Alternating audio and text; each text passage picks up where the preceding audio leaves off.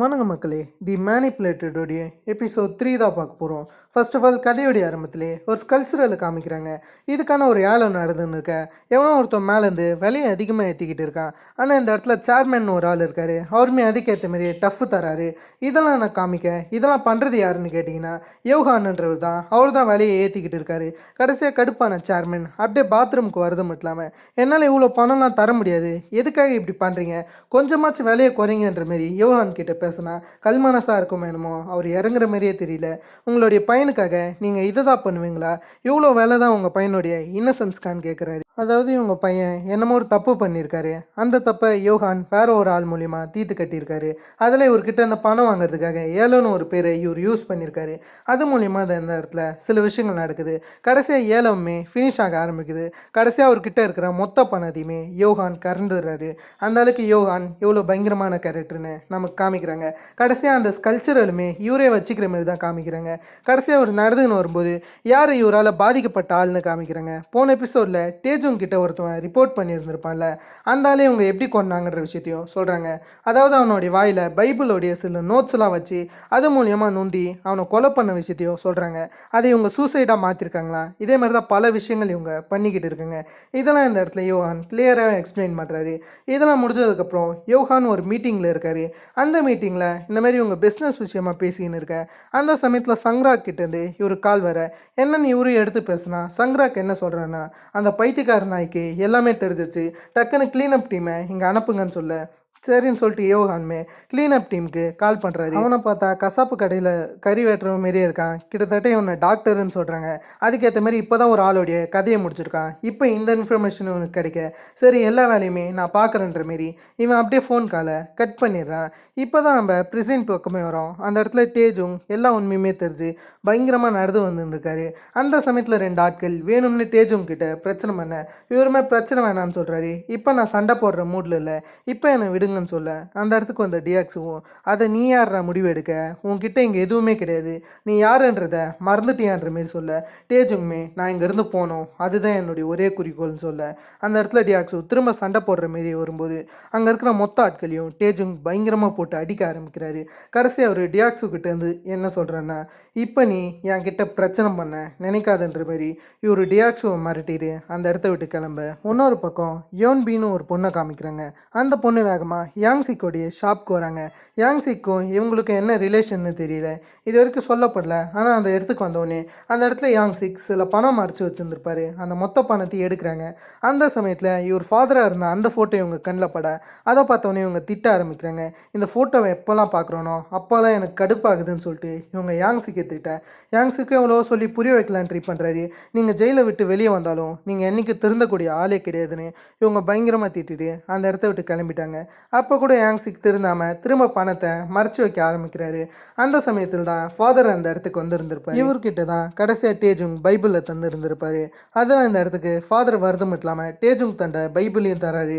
அது மட்டும் இல்லாமல் டேஜுங் கொஞ்சம் வேடாக நடந்துக்கிற விஷயத்தையும் சொல்ல இந்த இடத்துல இருக்கிற யாங்சிக்மே டேஜுங்க்கு என்ன ஆச்சுன்ற மாதிரி ஃபாதர்கிட்ட விசாரிச்சுன்னு இருக்கேன். இதெல்லாம் முடிஞ்சதுக்கப்புறம் ப்ரிசனில் டியாக்ஸு இருக்கார்ல, அவர் ரொம்ப கடுப்பாக இருக்கார். இந்த மாதிரி கடைசியாக டேஜுங் இவரை மிரட்டி இருந்திருப்பார்ல, அதை கண் முன்னாடி போகுது. சரி நான் அந்த கடுப்புலேயே இவர் வெளியே போகும்போது டியாக்ஸு வெளியே போகிறத ஒருத்தன் பார்த்த உடனே என்ன சொல்கிறேன்னா, டியாக்ஸுவை டேஜுங் மிரட்டி இருந்திருப்பார்ல, அந்த விஷயத்த ஒருத்தவங்க கிட்ட சொல்லி இந்த மாதிரி ஒருத்தவன் சிரிச்சுக்கிட்டு இருப்பான். அதை டியாக்ஸு தூரத்துலேருந்து கேட்டுறாரு. அதை கேட்ட டியாக்ஸுக்கு கடுப்பாயிடுச்சு. அதில் அவனுடைய தலையை சாப்பாட்டில் வச்சு முட்டுறது மட்டும் இல்லாமல் அவனை அப்படியே கீழே தள்ளி விட்டு அவனை போட்டு பயங்கரமாக அடிக்க அந்த இடத்துக்கு கங்ஜா வராரு. அந்த சமயத்தில் ஒருத்தவன் கங்ஜாவை அடிக்கலான்னு வர ஈஸியாக கங்ஜா தடுத்துடுறாரு. அந்த இடத்துக்கு வந்த டியாக்ஸுமே உனக்கு எவ்வளோ திமுறன்னு சொல்லிட்டு இவன் மேலேயே கோவம் இருக்குன்னு நினைக்கிறேன். அந்த இடத்துல வேகமாக செவுள்ளே அரைஞ்சிருவார். அந்த இடத்துல கங்ஜாவும் உனக்கு வயசாகிடுச்சுன்னு நினைக்கிறேன்ற மாதிரி இந்த இடத்துல சொல்ல அந்த இடத்துக்கு ஆஃபீஸர்ஸ் கடைசியாக வந்துட்டாங்க. அந்த சமயத்தில் வந்த ஆஃபீஸர் என்ன சொல்கிறேன்னா, டியாக்ஸுவை வார்டன் கூட்டதாக சொல்கிறாரு. சரின்னு சொல்லிட்டு டியாக்ஸுமே அப்படியே வார்டனை பார்க்க போகிறாரு. இவங்க ரெண்டு பேருக்குள்ளார என்னமோ ஒரு டீல் போகுதுன்னு நினைக்கிறேன். இந்த வார்டனுக்கு முன்னவே டியாக்ஸு பண்ணக்கூடிய அந்த சில விஷயங்கள்லாம் தெரியும். அதாவது டியாக்ஸு முன்னவே இந்த செல் இருக்குல்ல, இதில் ஏகப்பட்ட வரிலாம் வசூல் பண்ணுவான். ஏன்னா இந்த செல்லில் இருக்கிறவங்களுக்கு பணம் தருவாங்க. ஏன்னா இவங்க லேபர்ஸாகவும் இருக்க தான் செய்கிறாங்க. இவங்க செய்யக்கூடிய அந்த சில வேலைகளுக்கு பணம் கிடைக்கும். ஆனால் இவன் அதில் பாதியை வாங்கிப்பான். அதில் மிச்சத்தை இந்த வார்டனுக்கு தந்துடுவான்னு நினைக்கிறேன். இப்போதைக்கு வார்டன் புதுசாக ஒரு மிஷின் வந்திருக்குன்னு சொல்லிட்டு இவர்கிட்ட சொல்லிக்கிட்டு இருப்பார். சம்திங் டேஜுங்கை பற்றி தான் நினைக்கிறேன். அதை இவங்க ஃபுல் அண்ட் ஃபுல் டிஸ்கஸ் பண்ண கிடையாது. ஆனால் இவங்க ரெண்டு பேருக்குள்ள பேருக்குள்ளார என்னமோ ஒரு ரிலேஷன் இருக்குன்னு மட்டும் தெரியுது. இந்த சமயம் தான் டேஜுங்க பார்க்க யாங்சிக் வந்திருந்திருப்பாரு. அந்த இடத்துல யாங்சிக்குமே எப்படி இருக்குன்ற மாதிரி டேஜுங் கிட்ட கேட்க அவருமே நல்லா இருக்கிறதா சொல்கிறாரு. உங்கள் ஒர்க்கிங் ஷாப் எப்படி போகுதுன்ற மாரி ஒரு நல்லா விசாரிச்சுன்னு இருக்கேன். இப்போதைக்கு நல்லா தான் போகுது, அதை பற்றி கவலைப்படாத, எல்லாமே நல்லா இருக்குன்ற மாரி ஒருத்தரை பற்றி ஒருத்தர் நல்லா விசாரிச்சுன்னு இருக்காங்க. அந்த இடத்துல டேஜுங்குமே இப்போதைக்கு மாற போகிற விஷயத்தை பற்றி சொல்கிறாரு. இவர் இன்னசென்ஸ்னு இவருக்கு தெரிஞ்சிடுச்சா. அதே சமயத்துலேயே ஒருத்தவங்க ஃப்ரேம் பண்ணியிருக்காங்களே அந்த சில விஷயங்கள்லாம் யாங்ஸி கிட்ட சொல்கிறது மட்டும் இல்லாமல் இப்போதைக்கு ஒரு இந்த ப்ரிசனை விட்டு வெளியே வர விஷயத்தை பற்றியும் யாங்ஸி கிட்ட சொல்கிறாரு. அடுத்த சீன்லேயே டியாக்ஸும் வந்து யாருனாச்சும் ஒருத்தவங்க டேஜுங்க போடணும்னு சொல்லிட்டு இவர் தேடிக்கிட்டு இருக்காரு. ஏன்னா டேஜுங்க அதிகமாக பிரச்சனை பண்ணுறாருல, அதெல்லாம் டேஜுங்களுடைய கதையை முடிக்கவே பிளான் பண்ணிட்டாருன்னு நினைக்கிறேன். அதில் யாரா இங்கே தைரியசாலின்னு இவர் கேட்க அந்த இடத்துல முன்னாடி டேஜுங்களுடைய ரூம்மேட்டுன்னு நினைக்கிறேன் அவன் வரான், எல்லாத்தையும் நான் பார்த்துக்கிறேன்ற மாரி. இந்த சமயத்தில் தான் டேஜுங் கிட்ட இந்த ப்ரிசனுடைய மேப்மே கிடச்சிருக்கும். அதை வச்சு ஒரு பிளான் பண்ண ஆரம்பிக்கிறாரு. அதாவது இப்போதைக்கு எல்லாருக்கும் எப்போ ஷிஃப்ட்டு சேஞ்ச் ஆகுது, அது மட்டும் இல்லாமல் விசிட்டர்ஸ் ஹவர்ஸ் எப்போ முடியுது, அதே சமயத்தில் இங்கே வெளியே போகிறதுக்கு எத்தனை வழிகள் இருக்குது, அதை எப்படி ஓப்பன் பண்ணுன்ற மாரி எல்லா டீட்டெயிலுமே நுண்ணியமாக இவர் கவனிக்க ஆரம்பிக்கிறாரு. அது மொத்தத்தையுமே இவருடைய மேப்லேயுமே கவர் பண்ணுறாரு. அதுக்குள்ளே ஒரு பக்காவாக பிளான் போட்டுக்கிட்டு இருக்க அந்த சமயத்தில் யாரோ ஒருத்தவங்க வர மாரி தெரியுது. யாருன்னு பார்த்தா அது அந்த ரூம்மேட் தான். அவன் ஒரு மாதிரி டேஜுங்க நக்கலாக பார்த்துட்டு போக அந்த இடத்துல டேஜுங்குமே புரிஞ்சிருச்சு. அதில் டேஜுங் தூங்க இவனுமே நடு ராத்திரி நேரம் எழுந்திருக்கிறது மட்டும் இல்லாமல் கத்தியை ரெடி பண்ணி வச்சுருப்பாங்கன்னு நினைக்கிறேன். அதை வச்சு இவன் குத்தலாம்.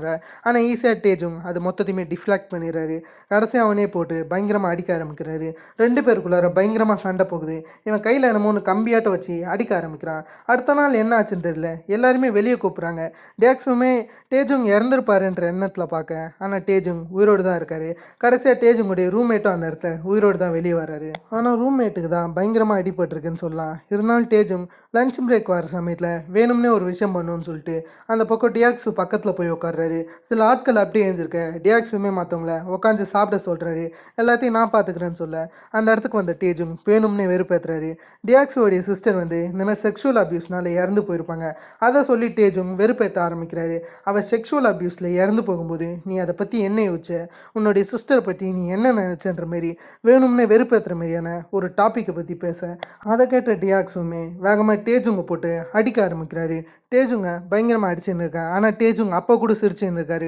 இன்னும் டியாக்ஸுக்கு செம கடுப்பாகுது. அந்த சமயத்தில் இவரை ஸ்டன் கன்னை வச்சு சுட இவருமே மயக்கம் போட்டு கீழே வந்துடுறாங்க. அந்த இடத்துல ஆஃபீஸருமே நல்லா இருக்கேன்னு கேட்க டேஜுங்குமே நல்லா இருக்கிறதா சொல்கிறாரு. இந்த இடத்துல நடந்த மொத்த விஷயத்துமே கங்ஜாவுமே பார்த்துருந்துருப்பாரு. கங்ஜாவுக்கு இப்போ தான் ஹீரோ மேலே ஒரு சின்ன இன்ட்ரெஸ்ட் வர மாதிரி காமிக்கிறாங்க. நெக்ஸ்ட் சீன்லேயே டேஜுங்க அவருடைய ஃப்ளவர்ஸை பார்த்துன்னு இருக்கேன். அந்த இடத்துக்கு வந்து ஆஃபீஸர் என்ன சொல்கிறேன்னா, நீ கேட்ட மாரியே நான் ஃப்ளவர்ஸை உனக்காக வாங்கி வந்திருக்கேன், அதெல்லாம் இந்த ஃப்ளவரை வச்சுக்கோன்ற மாரி டேஜுங் ஒரு ஃப்ளவர் கேட்டிருந்திருப்பான்னு நினைக்கிறேன். அதை இவர் வாங்கி வந்திருக்காரு. அது மட்டும் இல்லாமல் டேஜுங் இந்த மாதிரி ஜோன் பியில் வேலை கேட்டிருந்திருப்பாரு. அந்த வேலை இப்போதைக்கு இல்லைன்னு சொல்லிட்டாங்க. ஏன்னா அந்த இடத்துல ஆட்கள் கரெக்டாக இருக்குங்களா, ஒரு ஆள் குறைஞ்சாதான் உன்னை அந்த இடத்துல சேர்த்துக்க முடியுன்ற மாரி இவர் சொல்லிட்டு இருக்க டேஜுங் அதை பற்றி யோசிக்கிறாரு. கடைசியாக ஒரு ஃப்ளவர் வாங்கி வந்திருப்பார்ல, அந்த ஃப்ளவரை பக்காவா டேஜுங் எடுத்துக்கிட்டு போகிறாரு. அந்த ஃப்ளவருக்குள்ளார என்னமோ ஒரு விஷயத்தை வச்சு தான் அப்படியே எடுத்துக்கிட்டு போகிறாரு இவருடைய ரூமுக்கு. அப்படியே ராத்திரி ஆகும்போது அந்த இடத்துல இருக்கிற ரூம்மேட்டும் இன்றைக்கி எதனாச்சும் பிளான் இருக்கான்னு கேட்டால் டேஜுங் எந்த பிளானுமே இல்லைன்ற மாதிரி சொல்கிறாரு. அடுத்த நாள் ஆக டேஜுங்க்கு இப்போதைக்கு ஜோன் பிக்கு போனோம். அதால் இவரோட பிளானை எக்ஸிக்யூட் பண்ணுன்ற வகையில் ஜோன் பியில் இருக்கிறவங்களாம் தனியாக சிகரெட் பிடிக்க அதில் ஒரே ஒரு ஆளை மட்டும் அடித்து மயக்கமாக்கிறாரு டேஜுங். அதில் அவனுமே அதே இடத்துல மயக்கமாக இருக்க கடைசி ஆஃபீஸர்ஸ்லாம் ஒருத்தவங்க ஜோன் பியில் வேலை செய்ய காணோம். அதில் ஜோன் பியில் யாருனாச்சும் வாலண்டரியாக வந்து வேலை செய்கிறீங்களான்னு கேட்கும்போது அந்த இடத்துல டேஜுங் இவர் வேலை செய்கிறதா சொல்கிறாரு. சரின்னு சொல்லிட்டு டேஜுங்கும் ஜோன் பியில் போடுறாங்க. அந்த இடத்துல இவர்கிட்டையுமே கீஸ் தந்துருந்துருப்பாங்க. அதில் டேஜுங் இந்த கீயை இந்தமாரி அச்சு எடுக்கலான்னு இருக்காரு. அதுக்கேற்ற மாரி ஒரு பொருளை வச்சுருந்துருப்பார். அந்த பொருள் மூலிமா இவர் அச்சு எடுத்து அதில் சில க்ளூவை ஒட்டி அதை அப்படியே காய வைக்க ஆரம்பிக்கிறாரு. இந்த சமயம் தான் சில டாக்டர்ஸ் உள்ளார வந்திருந்திருப்பாங்க. அதாவது இவங்க வேக்சின் போடணுன்ற பேரில் தான் வராங்க. இதில் முக்கியமாக நீங்கள் நோட்டீஸ் பண்ண வேண்டியது அந்த சைக்கோ டாக்டரும் இருக்கார். அவர் போகும்போதே டேஜுங்க ஒரு மாதிரி நக்கலாக லுக்கு விட்டுட்டு தான் போகிறாரு. இந்த பக்கம் ஜோன் பியில் எல்லாருமே வேலை செஞ்சுன்னு இருப்பாங்க. எல்லோருடைய ஷிஃப்ட்டு முடிஞ்சதுக்கப்புறம் அவங்க கிளம்பி போயிடுவாங்க. ஆனால் கடைசியாக டேஜுங் தான் இருப்பார்.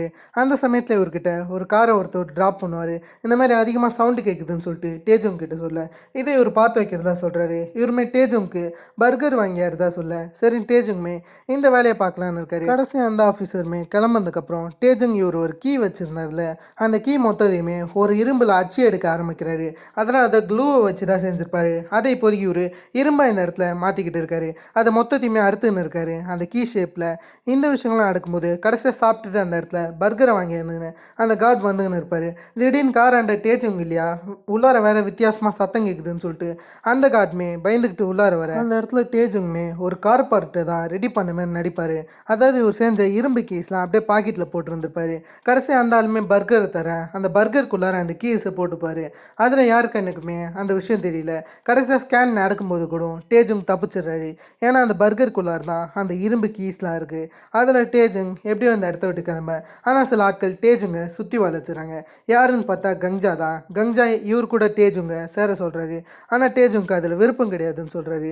டேஜுங் கிளம்பலான்னு இருக்கும்போது ஒருத்தவங்க தடுக்க கஞ்சா அந்த ஆள் அடிக்கிறது மட்டும் இல்லாமல் டேஜுங்க இப்போதையும் இவங்க கூட சேர்ந்துக்க சொல்கிறாங்க. ஏன்னா டியாக்ஸுவை கஞ்சாவுக்கு பிடிக்காதா, எனிமிக்கு எனிமி நண்பன் சொல்லும்போது டேஜுங்குமே அதை மோசமாக மறுத்துடுறாரு. அந்த சமயத்தில் ஒருத்தவன் அந்த பேக்கில் என்ன இருக்குன்னு பார்க்க வரும்போது டேஜுங்க அவங்க கையை அழுத்தி பிடிக்க அந்த சமயத்தில் கஞ்சா வாடா போகலான்னு கூப்பிட டேஜுங்குமே அந்த பர்கரை சாப்பிட்டுக்கிட்டு அப்படியே அந்த கீஸை பாக்கெட்டில் போட்டுக்கிட்டு உள்ளார நடந்து வர ஆரம்பிப்பார். அந்த சமயத்தில் இவர் யாங்ஸி கூட என்ன பேசினான்னு காமிக்கிறாங்க. அதாவது இந்த இடத்துல 3 எக்ஸிட் இருக்குது, எல்லா இடத்துலையும் காட்ஸ் இருப்பாங்க. அதே சமயத்தில் இந்த இடத்துல செவுரு இருக்குது, சில வாட்ச் டவர்ஸ் இருக்குது, அதை தாண்டி உன்னால் வர முடியாது, அது இம்பாசிபிள்னு சொல்ல. ஆனால் ஹீரோ யாங்ஸி கிட்ட என்ன சொல்லியிருந்திருப்பாருன்னா, நான் ஃப்ரண்ட்டு கதவு வழியாகவே அப்படியே வெளியே வருவேன் எல்லாருக்கும் தெரிஞ்ச மாரின்ற மாரி ஹீரோ கெத்தாக சொல்லிட்டு அப்படியே அவருடைய செல் கதவை திறக்க அந்த சமயத்தில் ஒரு போலீஸ் ஆஃபீஸர் வெயிட் பண்ணுவார். என்னன்னு கேட்டிங்கன்னா, இப்போதைக்கு வேக்சினேஷன் நடக்க போகுதில்ல, அதில் இப்போதைக்கு டேஜுங்க இவங்க ஈடு பண்ண கிடையாது. ஏன்னா டேஜுங் மேலே ஒரு பெட்டு கட்டியிருக்காராம், ஒரு சின்ன மேட்ச் நடக்க போகுதான், அந்த மேட்ச்சில் டேஜுங் கலந்துக்கணுன்ற மாரி இவர் சொல்ல டேஜுங் பதிலாக வேக்சினேஷன் எடுக்க வேற ஒரு ஆள் தான் வந்திருக்காரு. இந்த விஷயத்த கடைசியாக அந்த சைக்கோ டாக்டருமே கண்டுபிடிச்சிடலாம். இந்த விஷயங்கள்லாம் முடியும் போது இந்த இடத்துல டேஜுங் இருந்தார்ல, கடைசியாக மேட்ச் நடக்க போகுதுன்னு அந்த ஆஃபீஸர் சொல்கிறாரு. இவர் டேஜுங் மேலே அதிகமாக பெட்டு கட்டி இருந்திருப்பார்னு நினைக்கிறேன். அதில் டேஜுங்குமே அந்த இடத்துல ஈடுபடுத்த டேஜுங் வந்து கங்ஜாவுடைய டீமில் தான் விளையாட போகிறாங்க.